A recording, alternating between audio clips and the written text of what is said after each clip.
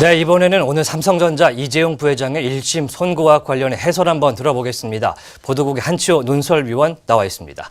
네, 안녕하십니까.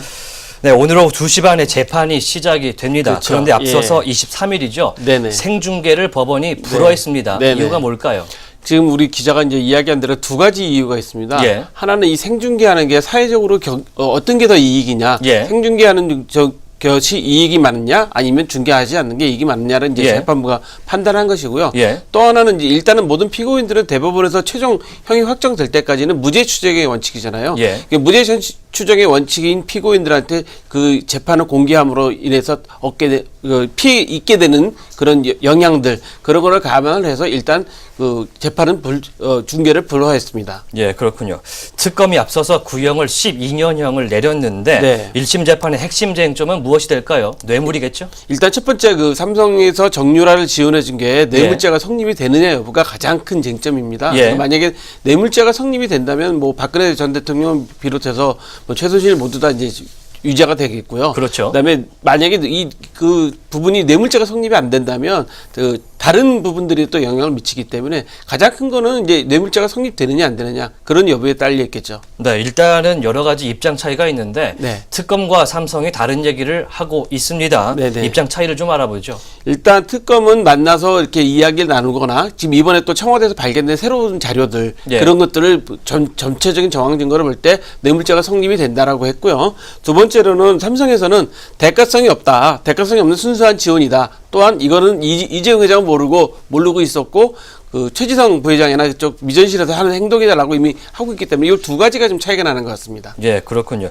현재 가장 많은 이 형량이 구형될 가능성이 높은 것이 네. 해외 재산 도피의 그렇죠. 문제인데 이 부분에 대해서는 어떻게 생각하십니까? 아마 해외 재산 도피 부분에 대해서는 좀 더 따져봐야 될 것 같은데 그 성립되느냐 아니냐는 이제 법관이 아니기 때문에 하지만 아마 성립이 된다면 이게 가장 큰 형량이 높은 그렇겠죠. 거기 때문에 7년 이상을 아마 받을 수 있을 것 같고요. 예. 거기에 만약 그 부분까지 전부 무죄가 성립된다 하더라도 이제 국회에서 증언한 거에 대해서도 이제 유증죄가 지금 현재 돼 있기 때문에 예. 이 재판은 정말 예측하기 어렵습니다. 일단 혐의가 5개가 걸려있기 그렇죠. 때문에 굉장히 어려운 재판이 네. 될 것이다 이런 말씀이신데요.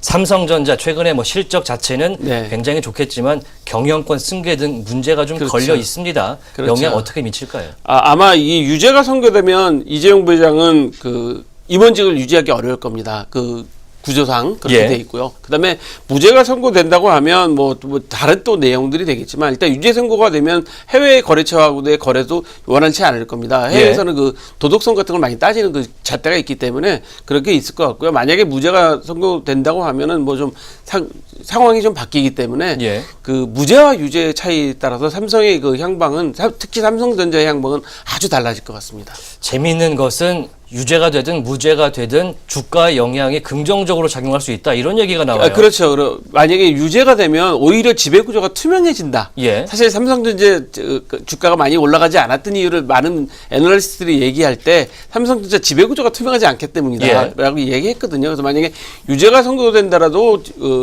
주가가 많이 올라갈 것 같고요. 무죄가 된다고 하면 이제 해명이 됐기 때문에 오히려 불확실성이 해소됐다 해서 주가가 올라갈 가능성이 다 높다는 거죠.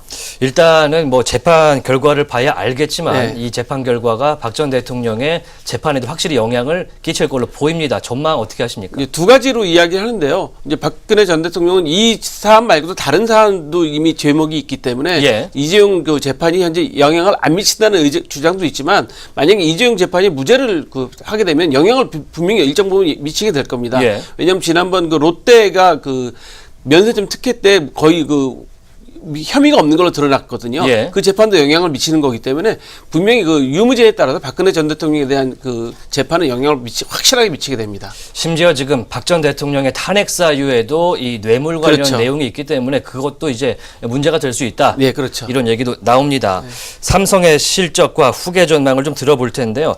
만약에 이재용 부회장이 유죄로 예. 선고가 된다면 예. 후계는 어떻게 될까요? 예, 저 현재 그 홍라희 여사, 예. 어머님 홍라희 여사와 그 두 동생 이부진, 이서연 그 대표가 현재 그 세 분이 돼 있고 예. 현재 이재용 부회장까지 네 분이 사실은 이건희 회장의 그 상속인들입니다. 예. 이분들이 만약에 그 이건희 회장이 돌아가시면 이분들이 이제 상속 문제가 다뤄지게 되는데 예. 이재용 부회장이 그 상속 문제를 해결하기 위해서 본인이 어떻게 보면 속된 말로 총대를 졌다는 상황이 되기 때문에 아마 그 유죄를 받더라도 이재용 부회장은 상속 문제에 관해서 가장 유리한 위치에 올라갈 가능성이 있습니다. 그렇군요. 네. 알겠습니다. 오후 진행된 뉴스에서 결과를 한번 보도록 네. 하겠습니다. 지금까지 한치호 논설위원과 함께했습니다.